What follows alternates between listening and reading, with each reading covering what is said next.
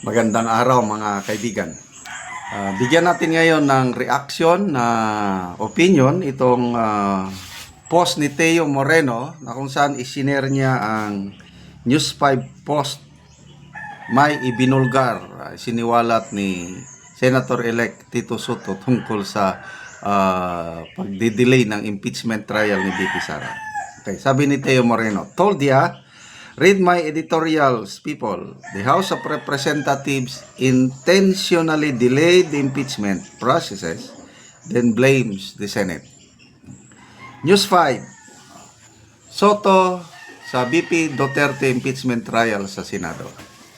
Inilahad ni Senator-elect Tito Soto na may natanggap o mano siyang impormasyon hindi na i-refer sa Senate Committee on Rules ang impeachment na naitransmit ng Kamara noong Pebrero. Wala pang pahayag ang Senado kaugnay nito. Matatandaang iniurong ni Senate President Chis Escudero ang presentasyon sa Articles of Impeachment sa June 11 mula sa orihinal nitong pitsa na June 2. Okay. Ito yung exact statement ni Senator-elect Soto. Okay, basahin ko. I just learned that the impeachment transmitted by the House of Representatives last February has never been referred to the Senate Rules Committee. Ay, grabe. Tito Soto, June 3, 2025. Grabe. Ano ba yan? So, I just learned, sabi niya, so, hintayin natin ang pahayag ng Senado tungkol nito. Kasi lumalabas na parang marites pa lang ito narinig ni Senator Soto. Kaya lang, I believe na dahil dati siyang Senate President, marami siyang dyan, matagal siyang senador, marami siyang contact o kaibigan, dating empleyado, whatever, marami siyang mapagkukunan ng information. Kaya, more or less, credible itong sinasabi ni Senator-elect Soto. But let's give a benefit of the doubt, mag-respond ang Senate leadership kung totoo ba ito. Kasi kung totoo, granting totoo, grabe talaga. Ano ba yan? Kung sa kung sa House of Representatives pa, dapat i-refer mo yan sa mula sa Secretary General, i-transmit niya sa House of Speaker of the House, i-refer naman niya sa Committee on Justice. Yun yung yun yung proseso. Na bagay na hindi na nasunod kasi shortcut nila. Diretso perma, resolution. Ilan yun? 255 na pwede rin yun. So dito sa Senado, kung totoo itong siniwalat ni Senator Soto, grabe. Ano bang? Bakit hindi mo i-refer sa Committee on Rules? Kasi para mapag-aralan kung ano ba ang rules na susundin. Kasi noon may rules na sila.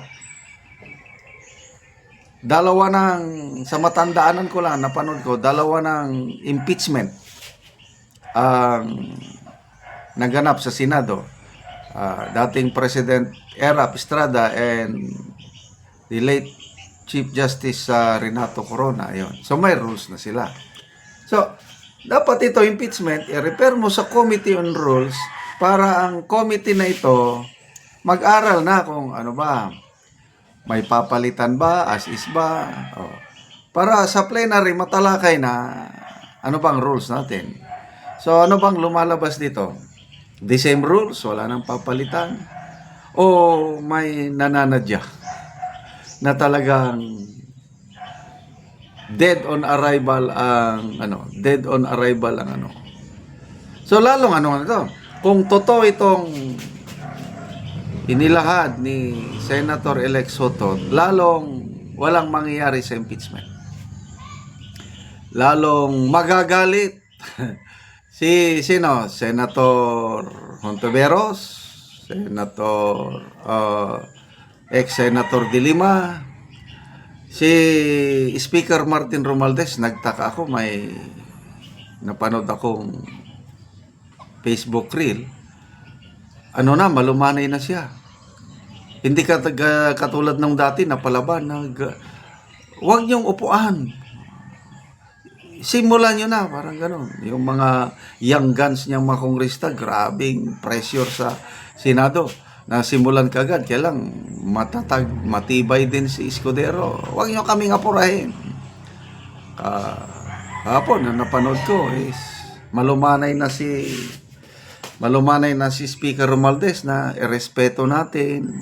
Ang amin lang na i-transmit na natin. Respeto natin ang kagustuhan ng Senado. Ganun lang. Parang tanggap na ni Speaker Romualdez na dead on arrival. Parang ganun. Hindi na sila, no. Ang mga nagpupumilit na lang ngayon na matuloy, sina Trillanes. Ang sabi ni Trillanes na it will end. Pag natuloy na ang trial, it will end the political career of VP Sara for good. So yun, gustong-gusto nilang matuloy. Si Senator Hontiveros, nag-privilege speech na siya. Huhusgan daw sila ng taong bayan.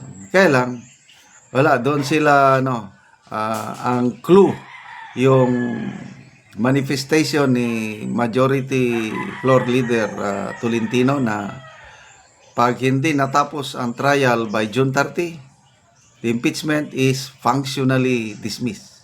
Kaya wala na. Ako, medyo malungkot ako. Bakit? Gustong-gusto kong makapanood ulit ng impeachment. Bloodbath nga. So, paano pa tayo makakapanood ng bloodbath kung ganyan? Hindi pa na-i-refer sa Committee on Rules as of now. So, the most likelihood dyan is baka hindi na nila papalitan yung Committee on Rules. As is na lang. Kaya, no need to refer pa kaya. Or, may nananadya na i-delay. Kasi, I don't know. May mga hidden motives or whatnot. Nakakagulo na. Ay, grabe. Okay, salamat mga kaibigan sa inyong pagsubaybay sa ating channel. Nakakatulong kayo ng maigi sa Tribong Talandig. Ang sweldo natin sa channel nito is pantulong sa tribo. Namimigay tayo ngayon ng mga yero at pako para ma-repair ang sira-sirang bahay ng Talandig. O na may livelihood project din tayo. Nagpapatanim tayo ng saging lakatan para sa tribo. Panoorin nyo ang video na ito. Muna ni ang nataga na mo ugero, ang katong silupin lang ang iyang atop. O karon natagaan gid siya ugero. Natabangan.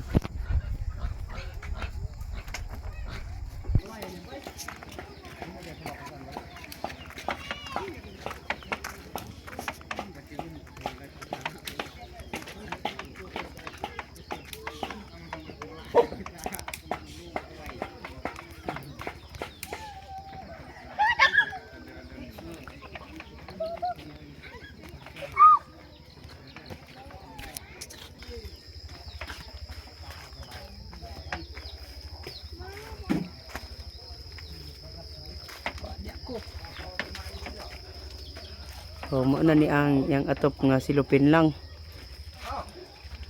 So, ang tubig naputos sa silupin nga atop niya.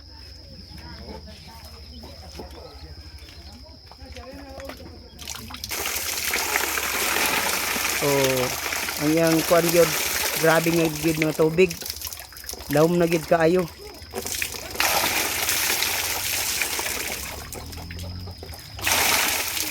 Una ni ang makita sa ilang balay nga silupin lang in town nga dagan kay nga tubig nga masalod tungod sa ulan. O karon unsa imong masulti nga natagaan na mo og Sin, makaatop na mo. Gusto kong magpasalamat sa nagatag sa sin o sa ilabi na sa Ginoo. Nagpasalamat gid ko kay makaatop na may katanawa mong atop kan gakapuno og tubig. Na karon salamat gid kaayo sa Sige. Ginoo nga na nag-give me atop. Oo. Kay mura to akong kuan. Oo, sige. Salamat Salamat kaayo.